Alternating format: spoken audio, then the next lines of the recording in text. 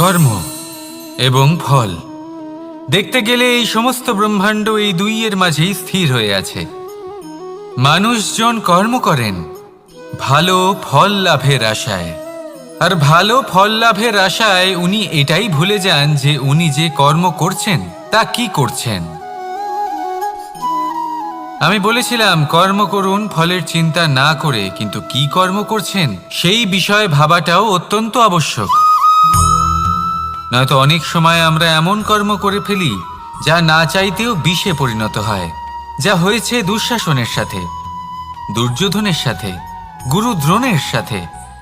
একজনের মানসিকতা উচিত ছিল না, একজনের বিবেক উচিত ছিল না, আরেকজন যে পক্ষ নির্বাচন করেছিলেন সেই পক্ষ উচিত ছিল না। আর যা কিছু ওনাদের সাথে হলো, আপনার আমার আমাদের সকলের সাথে তা হতে পারে। আমি বলেছিলাম কর্ম করুন, ফলের চিন্তা করবেন না, কিন্তু এই কর্মের বিষয়ে বিচার করে দেখাটাও ততটাই আবশ্যক। দেখুন, কর্ম করার উচিত প্রক্রিয়া ফলের চিন্তা না করা, কিন্তু যদি আপনার কর্ম শুভ হয় তাহলে তার ফলও নিয়তি আপনাকেই দেবে। সর্বদা কর্ম করার সময় এটা ভাবুন যে আপনার এই কর্ম এই সংসারকে, এই সমাজকে, আপনার পরিবারকে, আপনার আশেপাশের মানুষজনকে কোন দিশায় নিয়ে যাবে। যদি এটা সবার জন্য মঙ্গলময় হয় তাহলে কর্ম করতে থাকুন। আর হ্যাঁ, নিশ্চিত রূপে ফলের চিন্তা করবেন না। আসুন আমার সাথে ভালোবেসে বলুন রাধা রাধা। বটবৃক্ষের বীজ সর্ষের দানার থেকেও ছোট হয়, কিন্তু যখন তা নিজের রূপ ধারণ করে তখন তা বিশাল বৃক্ষের আকার ধারণ করে, যা সহস্র বছর ধরে বেঁচে থাকে, ছায়া প্রদান করে, পাখিদের আশ্রয় প্রদান করে, আর দেয় পথচারীদের বিশ্রাম করার স্থান। কেন? কারণ সেই ছোট বীজ তা মাটির ভেতরে গিয়ে নিজের খোলস ত্যাগ করে। অন্ধকারে থাকে সে, যতই আলো আসুক না কেন, যতই বর্ষা আসুক না কেন, সব সহ্য করে। আর তারপরে একটা চারা গাছ অঙ্কুরিত হয়, তারপর ধীর গতিতে একটা বিশাল বৃক্ষতে পরিণত হয়। দেখুন, জীবনে কঠিন সময় আসে, এই জন্য নয় যে আপনি হার মেনে নেবেন, এই জন্য আসে যাতে আপনি ভবিষ্যৎ নির্মাণের জন্য নিজেকে তৈরি করতে পারেন। যদি কঠিন সময়ে আপনি ওই বীজের মতো দৃঢ় হয়ে থাকতে পারেন, তাহলে আপনিও একদিন সেই বিশাল বৃক্ষের মতো নিজের অস্তিত্ব গড়ে তুলতে পারবেন, যা সহস্র বছর পর্যন্ত মনে রাখা হবে। আসুন আমার সাথে ভালোবেসে বলুন রাধা রাধা। এই ব্রহ্মাণ্ড কত বৃহৎ, তাই না? যার সম্মুখে এই পৃথিবীকেও একটা বিন্দুর মতো মনে হয়। আর এই পৃথিবীতে আমরা কে হই, আমাদের আকার কিরকম, আমাদের অস্তিত্বই বা কি? যখন আমরা এভাবে ভাবি তখন মনে হয় আমরা কিছুই নই। তা আমরা যখন কিছুই নই, তাহলে আমরা এত চিন্তা করি কেন? কি ভেবে ভয় পাই? কাকেই বা এত ভয় পাই? কে আমাদের মারতে পারে আর কেই বা আমাদের জন্ম দেবে? আত্মার আসলে না কখনো জন্ম হয় আর না কখনো মৃত্যু। আত্মা শুধুই শরীর বদল করে। আপনি, আমি, আমরা সকলে এই শরীর নয়, আমরা হলাম আত্মা, যা হলো পরম আত্মার পরম অঙ্গ। সেই জন্য মনে রাখবেন, বাইরের কোথাও দেখবেন না, নিজের অন্তরের গভীরে গিয়ে দেখুন, আত্মাকে উপলব্ধি করতে শিখুন। ক্লেশ, ভয়, চিন্তা, এই সব কিছুর থেকে নিজেকে দূরে রাখুন, তাহলেই উপলব্ধি করতে পারবেন পরমাত্মাকে। তাহলে আসুন আমার সাথে ভালোবেসে বলুন রাধা রাধা। পরিবর্তন এই সংসারের শাশ্বত নিয়ম। কোনো রাজা নেই যিনি চিরকাল রাজা থাকেন, কোনো ধনী ব্যক্তি নেই যিনি চিরকাল ধনী থাকবেন। এই সংসারে সূর্যের স্থান নেওয়ার জন্য চন্দ্রিমার আগমন ঘটে। কোন স্থান যাকে পতিত বলা হয়েছিল সেখানে মহল তৈরি হয়েছে। কোন স্থান যাকে আজ মলিন বলা হয়েছে, কাল সেখানে মন্দিরও স্থাপন হতে পারে। কোনো ঋতু চিরকালের জন্য থাকে না, কখনো সময় চিরকাল একরকম থাকে না। আজ যে আপনার কাছে রয়েছে কাল অন্য কারোর ছিল, আজ যে আপনার কাছে রয়েছে কাল তা অন্য কারোর কাছে চলে যাবে। আপনার সাথে কিছু থাকলে তা হলো আপনার কর্ম, কিন্তু সেই কর্মের পরিণামও আপনার নয়। আপনি শুধু কর্ম করুন, বাকি সবকিছুই পরিবর্তনশীল। কিন্তু সেই পরিবর্তনকে দেখে ভয় পাওয়ার প্রয়োজন নেই, তাকে স্বাগত জানান। যদি আপনি হাসি মুখে সেই পরিবর্তনকে স্বাগত জানান, তাহলে এই পরিবর্তনও হাসি মুখে আপনার সাথে থাকবে। আসুন আমার সাথে ভালোবেসে বলুন, রাধা রাধা। সঞ্চয়। মানুষের যখন থেকে বোধবুদ্ধি হয়, সঞ্চয় করতে আরম্ভ করে দেন। সঞ্চয় করতে থাকেন ভোজনের, সঞ্চয় অর্থের, সঞ্চয় শক্তির। নিজের জন্য করেন, নিজের পরিবারের জন্য করেন, নিজের স্ত্রীর জন্য করেন, সন্তানের জন্য করেন, সন্তানের জন্য সঞ্চয় করেন। সঞ্চয় করার জন্য ওনার কাছে অনেক কারণ রয়েছে, কারণ উনি এটা ভাবেন যে এই সঞ্চিত শক্তির জন্য কেউ ওনার কোনো ক্ষতি করতে পারবে না। মানুষ ভুলে যান একটা গুরুত্বপূর্ণ কথা, এই সত্য, উনি এই সংসারে খালি হাতেই এসেছিলেন, আর এখান থেকে ওনাকে খালি হাতেই যেতে হবে। যা এখানকার তা এখানেই থেকে যাবে। আর যদি কিছু ওনার সাথে যায় তা হলো ওনার কর্ম, আর কিচ্ছু নয়। তাই যদি কিছু অর্জন করতে চান, তাহলে শুভ কর্ম অর্জন করুন, আত্মশক্তি অর্জন করুন, কারণ পরলোকে এটাই হবে আপনার সম্পত্তি। তাহলে কি এটা আপনি অর্জন করতে চান না? আসুন আর আমার সাথে ভালোবেসে বলুন, রাধা রাধা।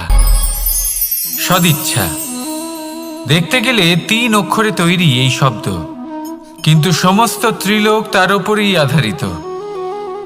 আপনি এই সংসারে এসেছেন, তখন অবশ্যই শ্বাস নেবেন, কিন্তু তার বদলে আপনাকে কিছু তো দিতেই হবে। আপনার উপর নির্ভর করছে আপনি কি দেবেন। কি দেবেন এই সংসারকে, এই সমাজকে, নিজের পরিবারকে, আর তার বদলে কি নেবেন? যশ নাকি অপযশ? দেখুন, এক ছিল রাবণ, যে কিনা সমুদ্র পার করলো সীতাকে অপহরণ করার জন্য, আর এক ছিলেন রামচন্দ্র, যিনি সমুদ্র পার করেছিলেন, সেতু বানিয়ে গিয়েছিলেন সীতাকে ফিরিয়ে নিয়ে আসার জন্য। দুজনেই সমুদ্র পার করেছিলেন, শুধু পার্থক্য ছিল সদিচ্ছাকে বোঝার, লক্ষ্যের। অনেক মানুষের যাত্রা একরকম হতেই পারে, কিন্তু আনন্দ তখনই লাভ করবেন যখন লক্ষ্য শুভ হবে, মহান হবে। এই লক্ষ্য দিয়ে এই সংসারের কল্যাণ হবে এবং মানুষের সম্মান হবে। যদি আপনার সংকল্প উচিত হয়, তাহলে আপনার লক্ষ্য উচিতই হবে, নয়তো শুধুমাত্র বিনাশ হবে।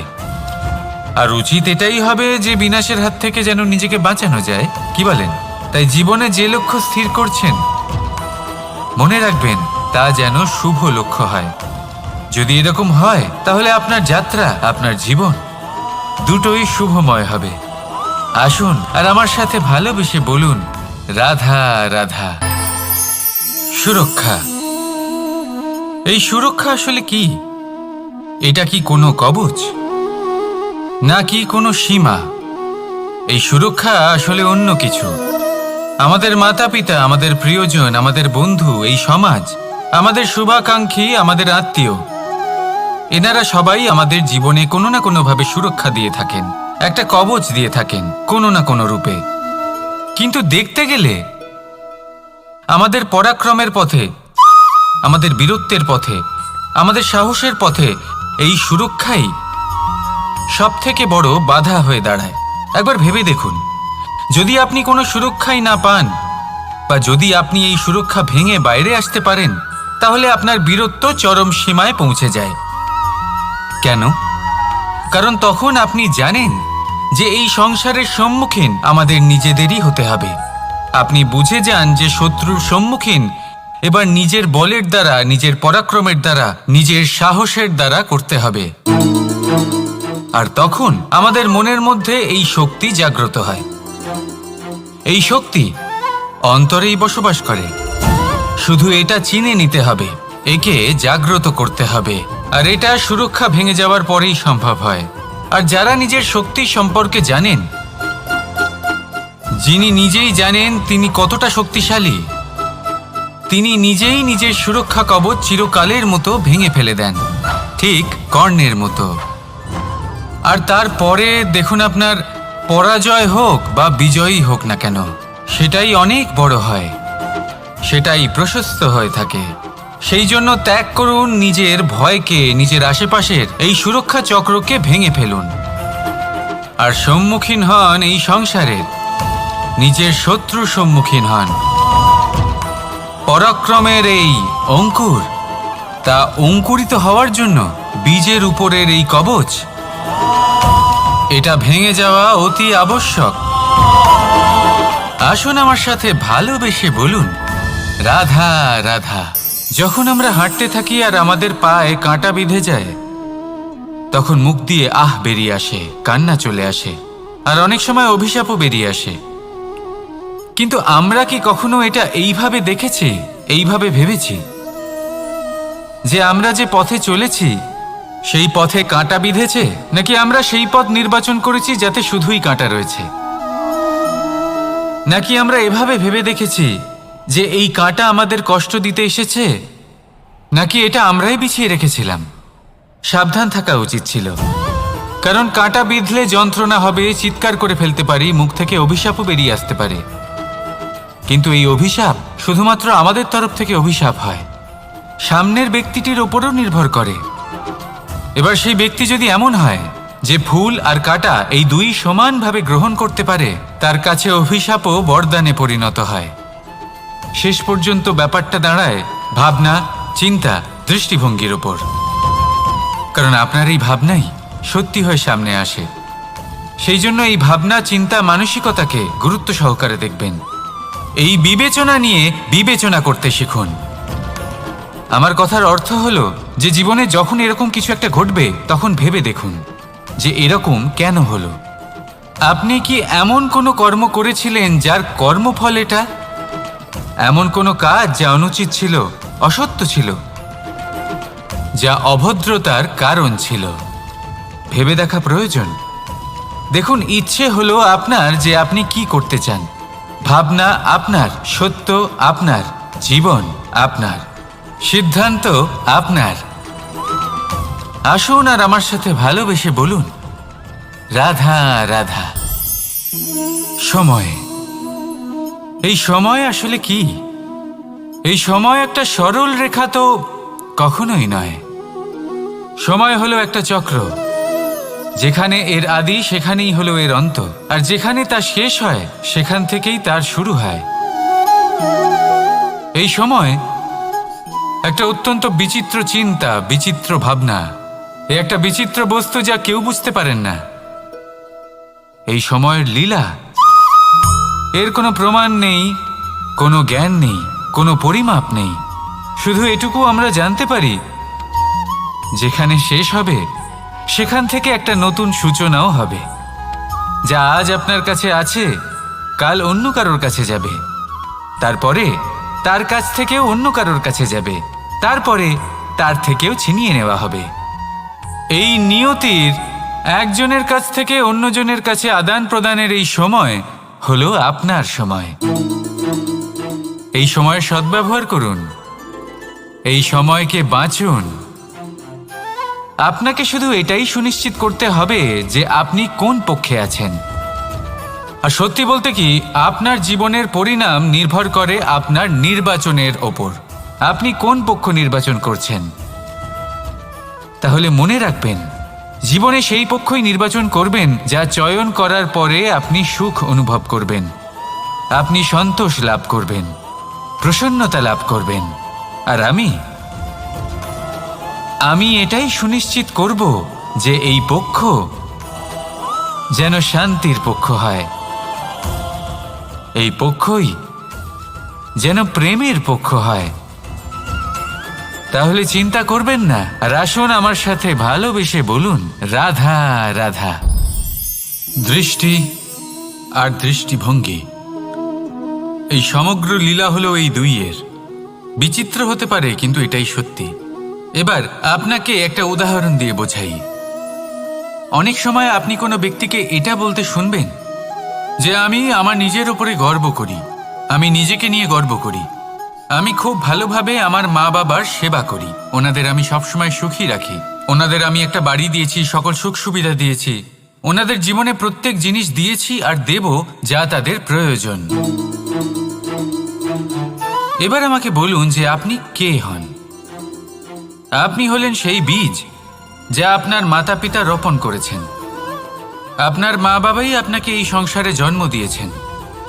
এবার এইসব কথার কি তাৎপর্য? এই হলো সেই ব্যক্তির দৃষ্টিভঙ্গি। এবার দেখা যাক এই প্রকৃতি আমাদের কি শেখায়। কখনো কোনো গাছকে দেখবেন, যখন সেই গাছে ফল আসে, সে মালিকে এটা বলে না যে দেখো আমি তোমাকে ফল খেতে দিচ্ছি। সেই বৃক্ষ এটা বলে না যে দেখো আমি তোমায় আহার করতে দিচ্ছি, কারণ ও জানে যে এটা হলো সেই মালির পরিশ্রম, এটা হলো তারই কর্মের ফল, আর এটা তারই পাওয়া উচিত। সে বলে যে তোমার জিনিস তোমাকেই অর্পণ করলাম, এ আমার জিনিস নয়। ও জানে সেই মালির গুরুত্ব আসলে কি। এটা হলো তার দৃষ্টিভঙ্গি। সেই জন্য আপনি জীবনে কোন ব্যক্তির মধ্যে, কোন পশু পাখির মধ্যে, কোন প্রাণীর মধ্যে, কোন পরিস্থিতিতে, কোন আবেগের মুহূর্তে কি দেখতে পাচ্ছেন, সেটা আপনার দৃষ্টিভঙ্গির উপরে নির্ভর করছে। তাই নিজের মনে ধনাত্মক ভাব জাগ্রত করুন, শুভ চিন্তা নিয়ে আসুন। এই ভাবনাই সত্য হয়ে সামনে আসবে। এই দৃষ্টিভঙ্গি এমন হয়ে যাবে যে আপনার জীবনে সবকিছুই শুভ হবে। তাহলে আসুন আর আমার সাথে ভালোবেসে বলুন, রাধা রাধা। প্রতিশোধ অথবা কাউকে দুঃখ দেওয়ার ভাবনা, যদি এটা আপনার মনে থাকে, তাহলে আপনি নিজের মনেই যন্ত্রণার একটা বিশাল বৃক্ষ রোপণ করছেন, এটা মনে রাখবেন। কারণ কাউকে দুঃখ দেবার এই ভাবনা, এটা হলো সেই বীজ যা আপনার মনেই পতিত হবে, আপনার মনেই অঙ্কুরিত হবে, আর আপনার মনেই একটা বিশাল বৃক্ষরূপে বেড়ে উঠবে। জীবন আপনার, কর্ম আপনার, কাউকে দুঃখ দেবার ভাবনা আপনার ছিল, এই বৃক্ষ হলো আপনার, তাই এর ফলও আপনিই পাবেন, যা গ্রহণও আপনাকেই করতে হবে। মনে রাখবেন, যে মানুষ এটা ভাবে যে আমি ওকে দুঃখ দেব, ওকে কষ্ট দিতে চাই আমি, সেই মানুষই দুঃখ আর কষ্ট পেয়ে থাকে। যদি সেই জায়গায় আপনি এটা ভাবেন যে আমি কাউকে সুখী করে তুলতে চাই, কাউকে সুখ প্রদান করতে চাই, তাহলে তারও বীজ আপনার মনেই রোপণ হবে, বৃক্ষে পরিণত হবে, যার ফলও আপনিই পাবেন। এখানে বিষয়টা হলো শুধু মানসিকতার চিন্তা, যা সত্য হয়ে আপনার সামনে আসে। তাহলে এই মানসিকতা শুভ করুন, সবার জন্য মঙ্গল কামনা করুন। অন্যের মনে আপনার জন্য ভালো চিন্তা থাকুক বা না থাকুক, আপনি সবার জন্য শুভ চিন্তা করে কর্ম করতে থাকুন, তাহলে আপনার সাথেও ভালোই হবে। তাহলে আসুন আর আমার সাথে ভালোবেসে বলুন, রাধা রাধা। সুখ আর অভিজ্ঞতা, এই দুই জীবনে একসাথে কখনোই আসে না। মনে রাখবেন, যেখানে সুখ থাকে সেখানে অভিজ্ঞতা থাকে না, আর যখন এই সুখ আমাদের জীবন থেকে দূরে চলে যায়, তখন আমাদের জীবনে আসে এই অভিজ্ঞতা। পরমাত্মা, প্রকৃতি, নিয়তি এই অভিজ্ঞতাকে আমাদের জীবনে পাঠান, যাতে আমরা একটা অত্যন্ত গুরুত্বপূর্ণ শিক্ষা, একটা জ্ঞান প্রাপ্ত করতে পারি। এই অভিজ্ঞতা আমাদের শেখায় যে অতীতে এমন কি হয়েছিল যা আমাদের করা উচিত হয়নি। আমাদের শেখায় ভবিষ্যতে এমন কি আছে যা আমাদের করা উচিত আর কি করা উচিত নয়।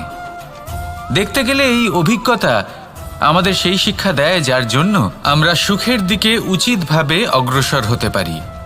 সেই জন্য জীবনে যখনই দুঃখ আসবে, দুঃখের এই সময় আসবে, তখন হতাশ হবেন না। বোঝার চেষ্টা করুন এই পরিস্থিতি কেন এসেছে, কি শিক্ষা দিতে এসেছে।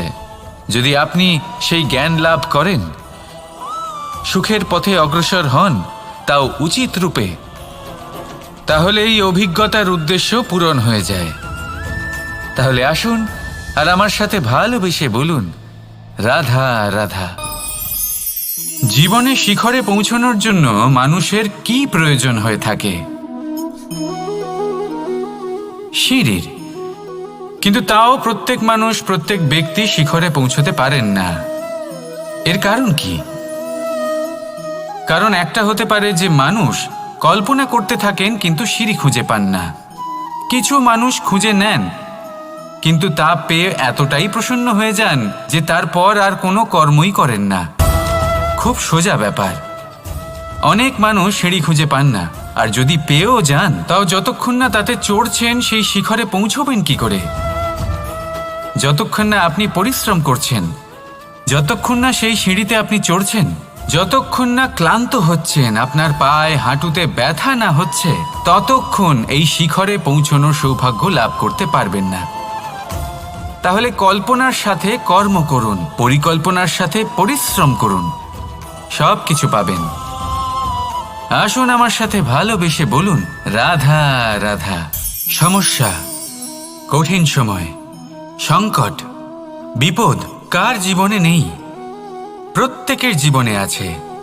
কিন্তু আমাকে একটা কথা বলুন, যদি নৌকায় ঢেউকে ভয় পেতে শুরু করে তাহলে সাগর পার করবে কে? কখনো কোনো ছোট্ট পিঁপড়েকে দেখেছেন, যে আকারে হয়তো ছোট হতে পারে কিন্তু বড় শিক্ষা দিয়ে যায়? কিন্তু আমরা শিখি না। এবার দেখুন একটা পিঁপড়েকে, যে ভোজনের খোঁজে বাইরে বের হয়, একটা ছোট্ট দানা তুলে নেয়। ছোট দানা তোলে কারণ তার থেকে বেশি সে তুলতেই পারবে না। সে দানা নিয়ে চলতে শুরু করে, কোনো দেওয়ালে উঠে পড়ে, আবার পড়েও যায়। সেই দানা দূরে কোথাও একটা পড়ে যায়, তা আবার খোঁজে, তুলে নেয়, আবার চলতে থাকে। পড়ে যায় আবার ওঠে, পড়ে যায় আবার ওঠে। সেই দানাটা রেখে দেয়, আবার বেরিয়ে পড়ে ভোজনের খোঁজে। পরিশ্রম করতে থাকে কিন্তু হার মানে না। এই শিক্ষাই তো আমাদের প্রাপ্ত করতে হবে। নিরন্তর পরিশ্রম আর নির্ভীক হয়ে কর্ম করে যেতে হবে। এটাই হলো সাফল্যের মাধ্যম, এটাই হলো জয়ের মন্ত্র, অচ্যুত অজয় অস্ত্র। তাহলে আসুন আর আমার সাথে ভালোবেসে বলুন, রাধা রাধা।